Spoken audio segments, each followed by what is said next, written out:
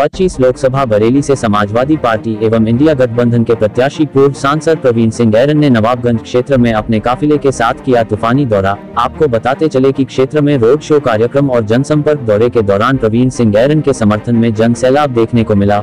उन्होंने नवाबगंज क्षेत्र के सैकड़ों गाँव में रोड शो जनसंपर्क किया। इस रोड शो और जनसंपर्क कार्यक्रम में प्रवीण सिंह ऐरन और साथ में पूर्व मंत्री एवं पीलीभीत लोकसभा से समाजवादी इंडिया गठबंधन के प्रत्याशी भगवत शरण गंगवार साथ में रहे।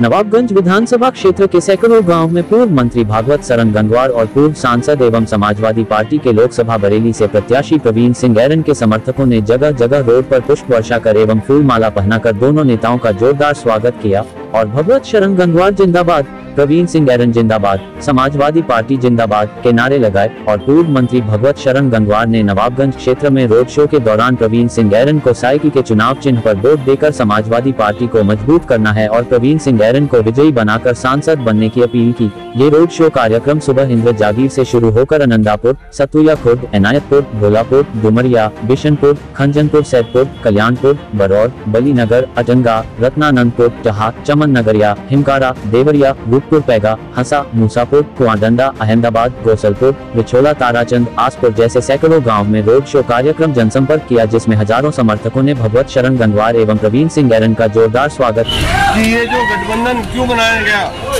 गठबंधन इसलिए बनाना पड़ा, पहले कांग्रेस पार्टी अलग खड़ी होती थी, समाजवादी पार्टी अलग खड़ी होती थी, लेकिन मोदी जी ने जिस तरीके से ये हुआ कि भाई भाजपा की सरकार में ईमानदारी से चुनाव होगा ही नहीं, और वो जिस तरह से किसानों की जमीन हड़पना जा रहे हैं, किसानों की जमीन हड़पना इसलिए जा रहे हैं, और ऐसा कैसे लगता है ये किसानों की माली हालत कमजोर कर रहे हैं।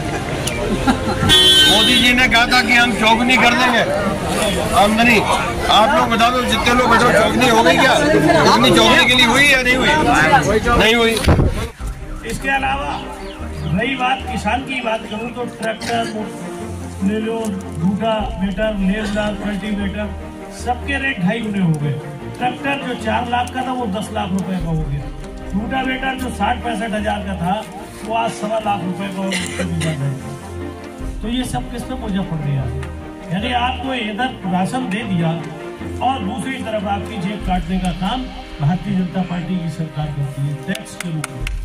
ताली बजाने की बात नहीं है महावीर जी, ये सोचने की बात है और निंदा करने की बात है इस सरकार की।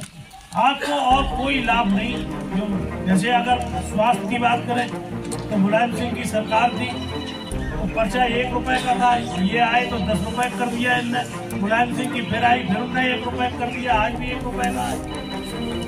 दवाइयाँ फ्री थी मुलायम सिंह के समय में, बहुतायत थी क्योंकि मैं भी मंत्री था उसमें। क्यों बहुत सारी बातें ऐसी हैं। मुलायम सिंह पहली बार जब मुख्यमंत्री बने तो उन्होंने 1 एकड़ का लगान माफ कर दिया, आपासी फ्री कर दी, बेटियों को 30,000 रुपए कन्यादान दिया, चुंगी माफ कर दी, तहबाजारी का ठेका बंद कर दिया, महिलाओं को 500 से लेकर 15 हर साल 500 फिर 500 बढ़ाते थे, महिलाओं को समाजवादी पेंशन दी। और यही नहीं, नौजवान बेटों को बेरोजगार भत्ता दिया, लैपटॉप बांट के इंटर पास सारे बेटों के पास में लैपटॉप दिए और बहुत सारी सहूलतें। एक वो पेंशन चलती है, कौन सी, स्वतंत्रता संग्राम सेनानी पेंशन, जो आज 25,000 रुपए मिल रही है, जिन लोगों को मिल रही है।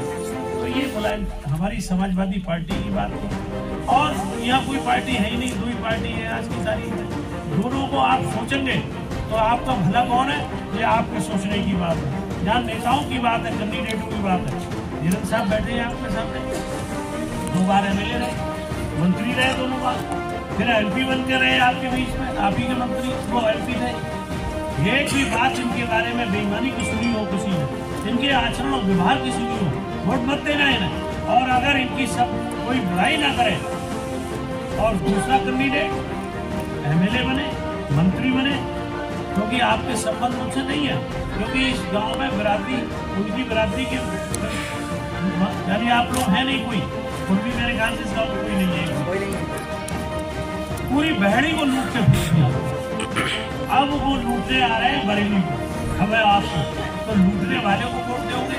भारतीय जनता पार्टी के नाम पर भारतीय जनता पार्टी को आप सबूत पे छोड़ते रहे, कहेगी कि हिंदुत्व खतरे में, और हिंदुओं के कान फड़कने लगते हैं, रोटा खड़ा हो जाता है। तो इस हिसाब से अगर राजनीति करनी है तो कुछ कहने की आवश्यकता नहीं। और वैसे राजनीति ईमानदारी से करनी है, जो आपके मान सम्मान रखे, आपकी प्रतिष्ठा रखे, तो प्रवीण सिंह ऐरन है। और फिर मैं भी कहना चाहिए आपके बीच का, मैंने आपका हमेशा मान सम्मान रखा है, हमेशा मान सम्मान रखा है, और आपको जरूरत भी नहीं पड़ेगी मैं हूँ तो। वैसे ये भी सबके काम करते हैं। नवाबगंज में इतना काम कराया आपने, जिससे शमशान भूमि के शेड प्रवीण सिंह ऐरन साहब के ही पड़े हुए हैं, ज्यादातर बारात घर मेरे बने हुए हैं, खरंजे और सीसी डलवाने का काम किया आपने अपनी सांसद निधि से जब MP थे, तो एक ही टर्म जीते थे। तो मेरा कहना यही है। वैसे पिछली बार में आप लोगों ने मुझे हरा के भेजा और मैं हार गया, लेकिन अब की फिर मेरे नेता अखिलेश यादव ने भेज दिया पीलीभीत, और पीलीभीत की चर्चा आप सब लोगों को मालूम होगी। क्या चर्चा है बताओ? क्लियर जीत है, क्लियर सीट है। तो मैं भी MP बन जाऊंगा। आप लड़ाओगे एक MP को, वोट दोगे एक को, आपको एक रूप में मिल लिया है, 2 मिलेंगे, एक के साथ एक फ्री। एक रूप में मिल लिया, उसको बताओ।